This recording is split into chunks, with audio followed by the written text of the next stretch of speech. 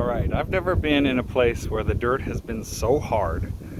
I've had to use a chipping gun to get through it. Doing a shovel doesn't do it. I've even used, believe it or not, crowbars and a bunch of different things like that. I'm to the point where I'm digging fence hole posts with a drill. Don't believe me, this stuff is somewhere between concrete and the consistency of wood.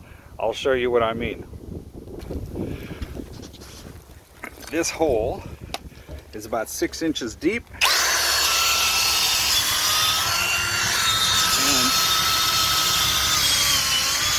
you can see that a drill, if I can stop moving it around,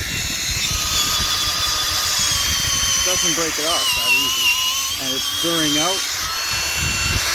This is how hard it is here. And then I can only get a few handfuls of dirt out, and then I gotta go back again with the drill. It's actually unbelievable. It's just like concrete.